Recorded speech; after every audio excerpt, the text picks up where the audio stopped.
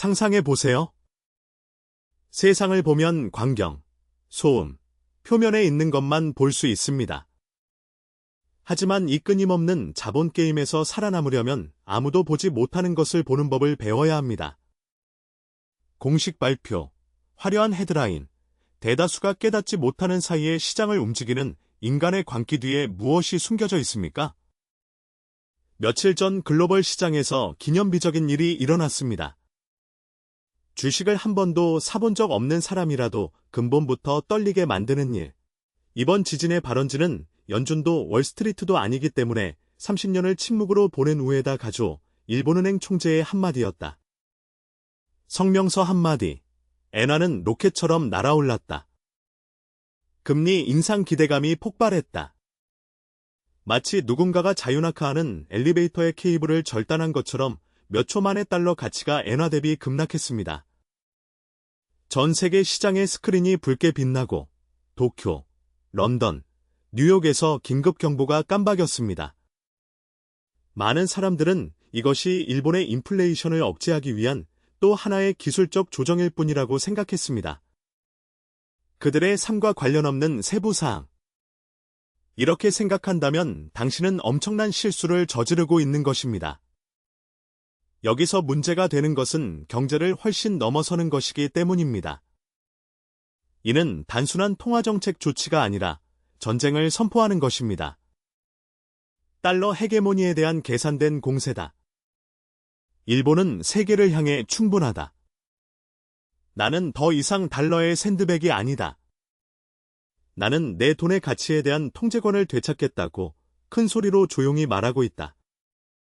그리고 여러분, 그것은 미국의 어떤 금리 인하보다 더 위험합니다. 왜냐하면 지구상에서 가장 큰 침묵의 채권자가 반격하기로 결정하고 자동화폐 인쇄 기계가 갑자기 문을 닫으면 글로벌 금융 질서 뒤에 있는 전체 논리가 무너지기 시작하기 때문입니다. 이 텍스트에서는 따옴표를 넘어 설명하겠습니다. 나는 항상 옹호해왔던 예리한 사고 방식을 사용하여 이 엔화 움직임 뒤에 실제로 무슨 일이 일어나고 있는지 보여드리겠습니다. 즉, 다른 사람들이 무시하는 것을 살펴보십시오. 지금 이 게임을 이해하지 못한다면 앞으로 몇 년 안에 당신의 돈이 왜 잿더미로 변할 수 있는지, 그리고 왜 탄탄하다고 생각했던 그 재산이 왜 유사 위에 세워질 수 있는지 결코 이해하지 못할 것입니다. 먼저, 터무니없어 보이는 것을 이해해야 합니다. 금리 인상에 대한 구체적인 결정도 아닌 단순한 연설이 어떻게 그렇게 큰 피해를 입힐 수 있었습니까? 시장에서 인간 심리에 대한 나의 경고를 들어보신 적이 있다면 답을 아실 것입니다. 불확실성에 직면한 인간의 뇌는 불균형한 힘으로 반응합니다. 시장은 현실이 아니라 기대에 따라 움직인다. 그리고 무엇이 기대를 불러일으키나요? 두려움, 공황, 미래에 투영된 미지의 그림자. 오늘날 일본을 보십시오. 강한? 별말씀으로. GDP는 거의 성장하지 않고 있습니다. 인구가 눈에 띄게 고령화되고 있습니다. 인플레이션은 2%에 달하지만 경제는 취약한 조짐을 보이고 있습니다. 지금 금리를 올리는 것은 자살행위겠죠? 잘못된. 왜냐하면 우에다의 실제 목표는 일본 내부가 아니라 일본 박이기 때문입니다. 이는 포커 게임과 같습니다. 상대방이 나쁜 카드를 가지고 있는데 갑자기 베팅 금액을 2배로 늘리면 설명이 두 가지밖에 없습니다. 그 사람이 허세를 부리거나 아니면 당신이 보지 못한 것을 봤을 수도 있죠. 그리고 일본은 무엇을 보았는가? 34조 달러의 부채를 안고 지속적인 인플레이션을 겪고 있는 미국은 연준이 금리를 인하할지 아니면 재무부를 침몰시킬지 고민 중입니다. 이것이 도쿄가 10년 동안 기다려온 기회의 창입니다. 달러 강세 때 일본이 금리를 올렸다면 자폭했을 것이다. 하지만 지금은? 지금이 절호의 기회입니다.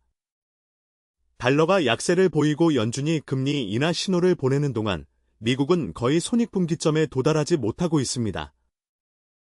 그것은 경제학이 아닙니다. 그것은 순수한 전략입니다. 그것은 시장에 적용되는 전쟁의 기술이다. 그리고 내가 잘 아는 교활한 동물인 상인들은 즉시 메시지를 받았습니다. 그들은 위협이 진짜인지 확인하기 위해 기다리지 않습니다. 그들은 시장에서는 주저하는 사람이 죽는다는 것을 알기 때문에 먼저 행동합니다. 그것은 붐비는 극장에 불이 나는 것과 같습니다. 누군가가 불이야 라고 외치면 불이 없는데도 모두가 출구로 달려갑니다. 오늘의 엔화 가치에 관한 것이 아니라 내일 문이 닫힐 것이라는 두려움에 관한 것입니다. 그러나 이 움직임을 더욱 위험하게 만드는 것은 그것이 일본에만 국한되지 않는다는 점이다. 이제 누군가가 이 기계를 끈다고 상상해 보세요. 위에다가 하는 일이 바로 그것이다. 일본이 금리 인상 신호를 보내면 가능성이 있다고 해도 엔화 빌리는 비용이 치솟는다. 그리고 값싼 돈이 사라지면 어떻게 될까요? 엔화를 레버리지로 이용해 달러 자산을 매입한 펀드는 패닉에 빠졌다. 왜냐하면 그들에게 이것은 단지 비용의 문제가 아니라 생존의 문제이기 때문입니다. 대형 은행과 헤지펀드의 위험 모델은 변동성을 용납하지 않습니다. 그리고 일본은 무엇을 했나요? 엔화 변동성이 급격하게 높아졌다.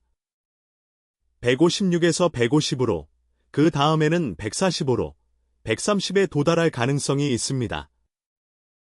여유가 부족한 시스템에서 작동하는 경우 이는 위험 신호입니다. 위험 모델이 급증하면 어떻게 될까요? 기계가 대신합니다. 그들은 기본을 보지 않습니다. 그들은 애플이 아이폰을 더 많이 팔 것인지, 비트코인이 달에 갈 것인지 분석하지 않습니다. 그들은 단일 주문, 즉 판매를 따릅니다. 가장 유동성이 높은 것은 무엇이든 판매하십시오. 기술주를 매도합니다. 비트코인을 판매합니다. 엔화 포지션을 커버하기 위해 현금으로 전환할 수 있는 것은 무엇이든 매도하세요. 파급 효과입니다. 글로벌 뱅크런이지만 은행은 없습니다.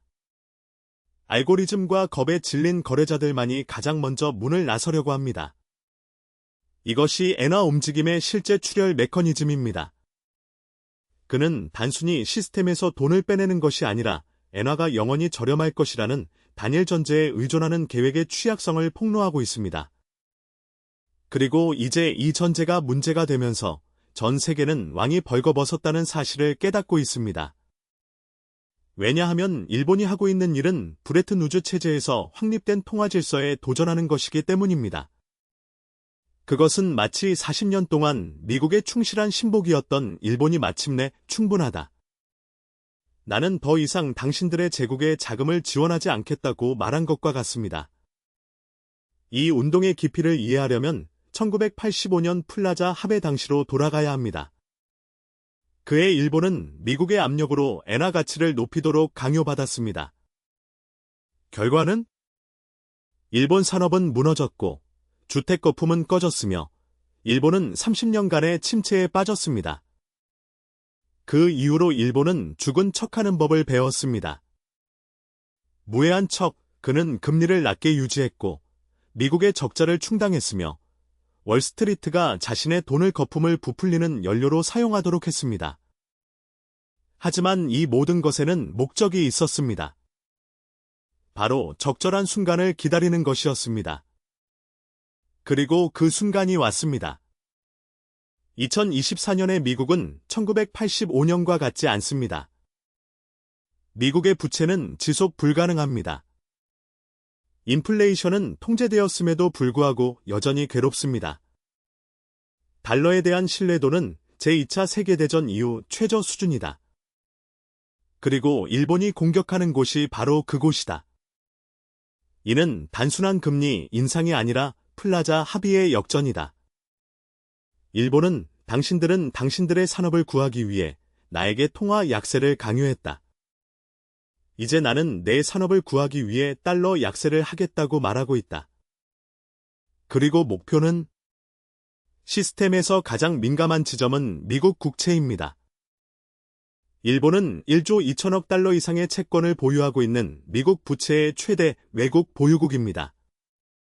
과거에는 이것이 미국에게 축복이었습니다. 그러나 이제 일본의 금리 인상과 엔화 강세 전망으로 인해 이러한 채권은 시한폭탄이 되었습니다. 상상해 보십시오. 이전에는 일본 연기금과 보험회사가 수익률 5%의 국채를 구매하기 위해 엔화를 달러로 교환했습니다. 이제 엔화 가치가 상승하고 일본 금리가 상승하면서 그들에게는 선택권이 생겼습니다. 환율 위험 없이 비슷한 수익률로 일본 채권을 살 수 있는데 왜 달러로 위험을 감수합니까? 월스트리트의 악몽은 바로 일본 돈이 집으로 들어오는 것입니다. 그리고 일본이 파는 국채를 누가 살 것인가? 중국은 보유고를 줄이고 있다. 유럽은 간신히 지탱할 수 있습니다. 연준은 금리를 인하하고 있다. 일본이 매수를 중단하거나 더 나쁘게는 매도를 시작하면 국채 금리가 급등할 것입니다. 그리고 국채 금리가 상승하면 전체 자산 가격 책정 시스템이 붕괴됩니다. 싼 돈에 의존했던 성장주는 무너질 것이다. 저금리 금융에 의존했던 부동산은 가치가 하락할 것이다. 그리고 장기채처럼 안전해 보이던 자산은 먼지로 변할 것입니다. 그러나 모든 것이 파멸과 암울한 것은 아닙니다. 일부 자산은 소진되지만 다른 자산은 빛을 발합니다. 경제 상황에 관계없이 사람들에게 필요한 것을 생산하는 방어 부문이 눈에 띌 것입니다. 석유, 에너지, 식품.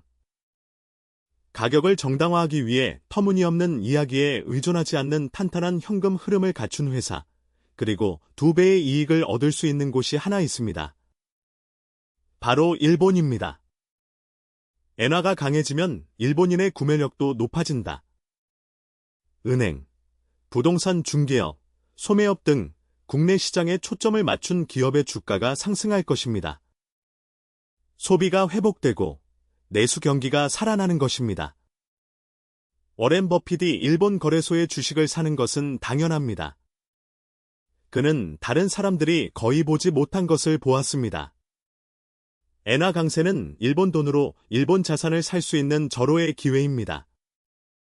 그리고 이 모든 것이 당신에게 무엇을 의미합니까? 시대의 변화를 맞이하고 있다는 뜻이다. 40년간의 달러 강세와 엔화 약세의 사이클이 끝나가고 있다. 새로운 통화 질서가 탄생하고 있습니다. 갈등으로 가득 찬 다극 질서는 통화가 더 이상 경제적 도구가 아니라 전쟁 무기가 되는 상황입니다. 이자는 더 이상 통화 정책 도구가 아니라 부의 이전 메커니즘이 되는 곳입니다. 변동성이 새로운 표준이 되는 곳. 달러는 항상 상승하고 엔화는 항상 하락할 것이라고 믿는다면 당신은 실패할 운명입니다. 마치 18세기의 검을 들고 현대 군대와 싸우려는 것과 같습니다. 세상은 변했습니다. 그리고 함께 변하지 않는 사람은 누구나 무너질 것입니다. 그럼 무엇을 해야 할까요? 이 새로운 시나리오에서 돈을 보호하는 방법은 무엇입니까?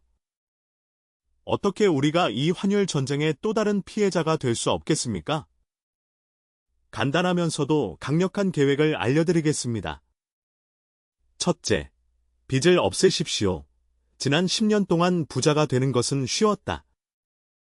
당신이 해야 할 일은 돈을 빌리고 자산을 사고 연준이나 일본은행이 유동성을 투입하기를 기다리는 것뿐이었습니다. 하지만 이제 파티는 끝났습니다. 온실의 유리가 깨졌습니다.